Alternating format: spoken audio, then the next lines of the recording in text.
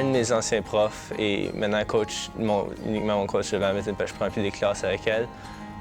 Depuis que je suis en 7e année, vraiment impliquée avec les sports et aussi juste des différentes activités à l'école et toujours souriante, accueillante.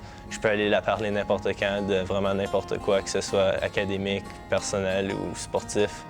Puis elle va être toujours prête à m'écouter ou tout simplement discuter de n'importe quoi. Donc c'est vraiment le prof idéal. L'employé idéal aurait plusieurs caractéristiques telles qu'une personne souriante, en harmonie avec tout le monde, qui aime le travail d'équipe, qui a à cœur le bien-être des enfants, qui a à cœur aussi les valeurs de notre conseil scolaire. Ça, c'est important aussi au niveau de la catholicité. Quelqu'un qui aime la jeunesse, qui est fier d'être francophone, qui agit et croit en les valeurs chrétiennes. Et je rajouterais qui aime sa profession. Parce que je pense qu'en aimant ta profession, en étant heureux, puis en croyant ce que tu fais, ça paraît dans tes gestes de tous les jours. Tu es une personne plus de bonne humeur, puis un bon sens de l'humour, puis parce que des fois, avec les jeunes, il en faut.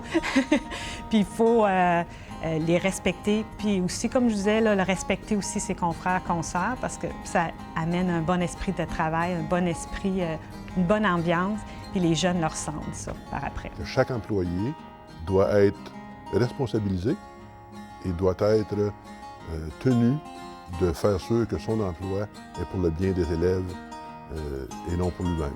Aux yeux d'un enfant qui a perdu son toutou sur la toiture, un soulier ou une balle, pour moi, c'est aussi important qu'un adulte qui me demande de faire autre chose. Mais il faut aller par priorité, c'est sûrement. Mais il ne faut pas ignorer là, des enfants quand ils ont de quoi demander. Tu sais. C'est super pour ça. C'est ça pour ça. Je dis, il faut être innovateur, il faut vraiment aimer ce qu'on fait, il faut vraiment prendre l'initiative et dire, OK, je laisse ça de côté pour faire autre chose. Faut aller plus loin que juste être nettoyeur. Il faut voir plus grand que ça. Je dirais que ce serait une personne qui serait joyeuse, qui a de la patience, pas tout à fait un modèle, un genre de modèle pour les autres, avec nos forces et nos faiblesses. Ce serait aussi une personne qui aime les enfants, qui restent jeunes dans leur cœur pour être capable de donner puis partager. Selon moi, les caractéristiques de l'employé idéal seraient souriant, accueillant, passionné, puis déterminé.